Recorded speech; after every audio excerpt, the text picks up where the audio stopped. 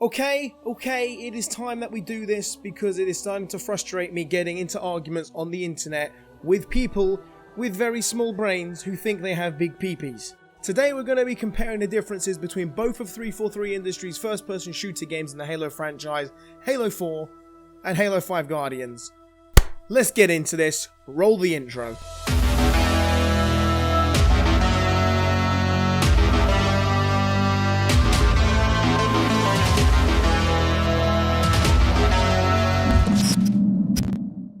So we're going to be doing this in three categories. We're going to start with the campaigns, then we're going to go on to the multiplayers, and then we're going to go on to just general gameplay and graphics and things like that. So we're going to start with Halo 4, and then we're going to do Halo 5 Guardians afterwards. So starting off for the Halo 4 campaign, you open up to a gorgeous cutscene, the first cutscene you see from 343 Industries.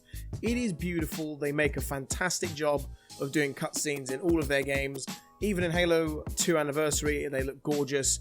And overall, like the cutscenes, you cannot fault them. They are beautiful, well crafted. It's like watching a movie. Obviously, after that cutscene, you're introduced to Catherine Halsey yet again, and she explains the whole original idea behind the Spartan program, what her original intentions were before the fall of Reach, and then obviously all the story behind the original trilogy. So you're awake on the ship, you are out of cryosleep, you're running through because you discover that, you can sprint now, which is crazy. It only took you however many years in cryosleep to realize that you can run faster. Mental. But you're introduced to some strange scans. You're introduced to the Covenant yet again, who you last remembered having a truce with, especially with the elites and the grunts, and you're introduced to your first battle on Halo 4 against the Covenant. You meet that first elite in the elevator shaft, you melee attack him, you drag his ass down that elevator shaft, and you make him feel like your little The addition of quick time events in the campaign I thought was fantastic. A lot of people don't like them. I personally think it makes the action sequences feel really, really badass, because obviously they're scripted and whatever, but it makes you just feel so badass. But as you progress through the campaign, obviously you arrive on the Promethean planet and you discover what the Prometheans are. So we're introduced to this new enemy, this new race of alien, or the Forerunners as they're called, which are obviously the race that created most things in the Halo universe. It's a bit whoopie doopy. If you want to find out more on the Halo lore, go and check out Halo Follower on YouTube, and obviously on HaloWaypoint.com, and you'll find all that other stuff. Read the books, play the games. I'm not going in that depth. But you discover these Prometheans, you discover they've got different weaponry to use, such advanced weaponry, and you don't know where it's come from, you don't know where they've come from or why they've come here. And then you're introduced to the Didact, and then obviously throughout the campaign you kill the Didact about 33,000 times. I don't understand why, but it is what it is. It's the campaign. You kill him, I think it's 3 times? Bro, come on. You play as Master Chief, and he's still a badass. Except for they're trying to humanize him now. They're trying to show you his more emotional side, his emotional attachment to Cortana, which is the AI that chose him. And her rampancy is driving him crazy, driving her crazy. And just showing this connection between the two of them is something that we've not seen in any of the previous games before. And they just go really in depth, and I think it's really, really well written, a well written story with good cutscenes, and overall I enjoyed the campaign. I thought it was really, really good fun. It's not perfect by any means necessary, but it had good cutscenes, good storytelling.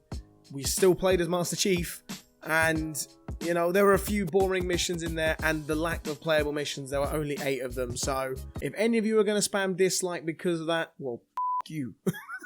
This is my video and this is my choice. So next up, we're moving on to the Halo 4 multiplayer. You're seeing that gameplay in the background right about now, and I loved it, honestly. I love Halo 4's multiplayer, the fast-pacedness of it, the fact that you could sprint around now, the fact you had custom loadouts, so everything was very, very different. You could come across someone with a Covenant carbine or a DMR, and you could be running with a suppressor or an assault rifle, and gunfights just got more interesting, which meant also you could have less power weapons on the map, which then meant you didn't have 4 people running around with snipers and rocket launchers being OP. I found it a bit weird that they named it War Games, to be honest. It was very, very strange why they called it War Games, like it was some kind of simulation thing, just like they did with Warzone in Halo 5. But I enjoyed the multiplayer in any case. I spent a lot of time on it, putting a hell of a lot of hours working to get all those different ranks. You had Stalker, Engineer, Pathfinder, and all that stuff. They introduced some good stuff, but at the same time, Some of the maps were a bit dead. In fact, a lot of the maps were a bit dead, let's be real. Some of the map design was a bit poo, and they just kind of got a bit repetitive. There wasn't enough maps in the game, I don't feel, considering it was such a fast-paced game. Like, when you play Call of Duty, games finish within like 5 minutes, sometimes even 10 minutes the longest, and you've got like a lot of maps to rotate through, so you don't get the same map like 4 or 5 times in a row. Whereas in Halo 4, you tended to get like the same 3-4 maps rotating all the time out of the however many that there were. I think it was 12. And it was kind of frustrating that the map rotation was a bit crap, but that is what it is. That was obviously 2012 Halo 4U 343's first attempt, but I believe they were also aided by the team from Activision to make the multiplayer, which is why a lot of people think it's a COD bootleg, which I don't think it is, and I'm going to tell you why. Because a lot of people seem to think that adding Ordnance makes it a COD bootleg because it's a kill streak. I don't see the issue with people being rewarded for playing well in a game. Like, if you're on a killing spree or a killing frenzy, I feel that you deserve to be awarded an overshield or a speed boost or a damage boost or a railgun or a shotgun or something like that. I think that's fair enough. You don't exactly get unlimited ammo or unlimited usage with these like ordnance drops. You get one clip, or you have your overshield or speed boost, or whatever, that drains slowly, and then you run out of it. It doesn't stick around forever. It doesn't stick around for the whole life. And I think it was very well balanced. So everyone complaining about that, it's literally just like having a care package in Call of Duty. So personally, I think Ordnance was a really good thing. You could just drop a saw in and get like a few more kills, but someone could come up behind you and assassinate you, or someone could snipe you from across the map with air ordnance. You never know. You know, that's what I liked about it. That is what I liked about Ordnance. Custom loadouts, everyone hated them. I don't know why. The only things I disagree with in the custom loadouts were perks. I don't think you need perks. I think just being able to pick your weapons that you start with is a good thing. And having weapon skins as well introduced, I thought that was a fantastic idea. But the perks, I don't think that was worth it. The perks were a bit dead. Some of them were a bit over the top. There were too many of them. It got way too confusing. But armor abilities are something that I thought were great as well. Obviously, you got your thruster packs. You had your regen fields. You even had like a little auto sentry, which in big team battle was great. Like if you were defending a position, like it wasn't OP. It didn't kill you in 2 shots. It took a lot to kill you, but it helped damage the enemies. And I think that armor abilities should make a return in Halo Infinite. There's a whole video coming on Halo Infinite. Don't worry, I'm getting to that. But yeah, also the game modes, they were just kind of standard really. There wasn't anything massively new added to it. They had their featured modes and they had their times with that. Custom games were still fun, but Forge was a bit crap in itself.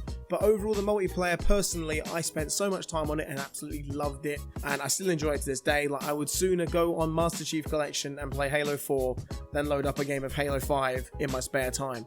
When it comes to video making and things like that, it's different. But in my spare time, me and my friends, we would rather play Halo 4 and then like the other Halo games in MCC than jump on Halo 5. It's just how it is. Finally, we're going to get onto the gameplay and the graphic things like that, and then we're going to jump over to Halo 5. So generally speaking, it was very, very beautiful. Halo 4 had a lovely, crisp, sharp view, you know, it was lovely. It looks pretty. The problem is the art style itself, when it came to the Spartan armor, looked like crap. It just did, alright? It looked like crap. Your hands looked like they had like crocodile scales on them or some shit. I don't know what their idea was behind that. The art style of the armors they just look cartoonish and crap, considering the previous game before that was Halo Reach, where you all looked like absolute Brutus beefcakes, and it was a lovely feeling earning that armor and buying it out of the store. The way they implemented the armor into like just an armor piece and a helmet, I didn't like that at all. And the graphic style of it, you know, it was pretty, but the art style of the armors and things like that, they just weren't for me. They were just too cartoony. When you talk about gameplay in general, a lot of people say that the sprint doesn't belong in Halo, and I'm one of those people that disagree with that to a point. Like, I feel like the sprint should be in Halo, but they should implement it properly. I feel like sprint should be in Halo because it's supposed to be a modern shooter, and again, a lot of people are going to disagree with me here, but you're a super soldier. You're some absolute badass soldier in some monstrous armor, and you're telling me that you can't sprint like Mo Farah doing a 500-meter run. Like, what's that all about? It never made sense to me as to why everyone hated sprint so much. And I think sprint's a good thing. It's a good addition. You can get around maps quicker, which means you can make bigger maps.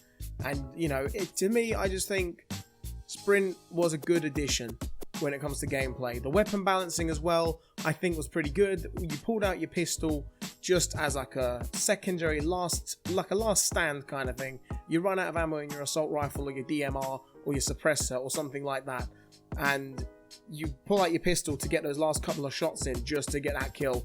It's like it should be. Granted, you had maybe, I'd say the binary rifle and the incineration cannon, though those two power weapons were a bit overpowered. But I mean, besides those, I mean, the sniper rifle was pretty balanced. The assault rifle, I think, was okay. Battle rifle was good. DMR was god tier.